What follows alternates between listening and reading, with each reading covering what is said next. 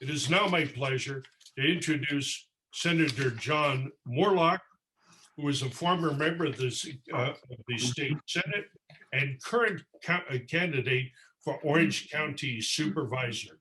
He is the author of Senate Bill 1344, entitled the Education Savings Account Act for California. We have based our initiative on his excellent work. He may be known as the father of school choice in California. Together with John Kruger of Orange County, they succeeded in drafting a compelling proposal for enacting savings accounts for all California children. We are building on their excellent work. It is now my pleasure to introduce former Senator John Moorlach. Thank you, Michael, for the introduction. In 2010, there was a documentary that came out titled Waiting for Superman, and it provided what was known as an impassioned indictment of the American school system. It's available, I think, on YouTube, and I would recommend everyone watch Waiting for Superman. Sadly, in the following 10 years, despite California spending $29 billion plus on public education, the Golden State still ranks last among 4th and 8th graders in the nation. While education spending has dramatically increased, student performance has essentially flatlined since 2012. Last year, the state legislature made a major emphasis on addressing the needs of people of color. Instead of addressing the fact that only 31% and 37% of Black and Latino students, respectively, meet college standards, the supermajority voted aggressively to hamstring charter schools, which is about the only hope available to this demographic. Why this tragic disingenuousness displayed by the Democrats? Because the public school monopoly is controlled by employee unions. Well said by Mike Alexander. And these unions have financial clout that keeps compliant Democrat legislators in office and spits out those who aren't. A failing educational system that is not improving and hostile to parents has to stop.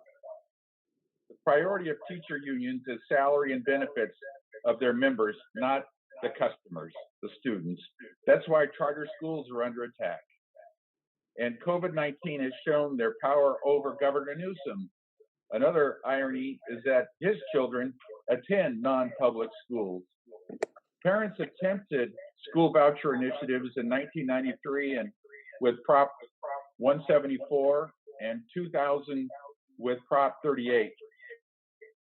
Both were unsuccessful because of the funding and obfuscation of the public school teachers unions. So a few years ago, John Kruger comes by my office and he says, we need to try it again. But this time we need to allocate the Prop 98 funding per student and let the money be earmarked for each student. Let the parents decide. If tuition costs are lower, the difference would be banked over the student's career and be used for college tuition. Brilliant. I thought this was a remarkable idea. And so we started working on it. We're so focused on college student debt, and the Democrats provide bills all the time, but here is a taxpayer proposal for a simple free market approach, as opposed to all the taxpayers paying for free college education, which keeps being proposed by the Bernie Sanders of this country. There was a lot that goes into developing a ballot measure, and so we started and said, boy, if you hire a legal team to design it, it will be expensive. If you miss something or you make an error, then you'll be probably litigated and will be frustrated. So the idea was to do Senate Bill 1344 and SCA 16 and have the idea of a ballot measure done, and then let the Legislative Council do the drafting. Why not get it all done right and get it all done for free by the experts that will be reviewing the ballot measure? So we introduced those two bills in 2018, and that's what we're discussing today. So thank you for the credit, Mr. Alexander. We also did a third bill, Senate Bill 1368, which was the statewide Open Enrollment Act. It was an ability for parents to take their kids to any school in the state. If you are a single mother and you have a job 30 miles from home, why not have your child go to the school by your office?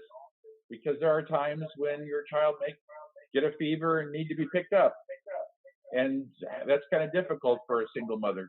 But we introduced that bill as well as 1344, excuse me, and SCA 16, which is a Senate constitutional amendment. And the Senate Rules Committee decides who to refer those bills to. And if they don't like your bill, they'll double refer it to two committees. If they really don't like your bills, they'll triple refer it.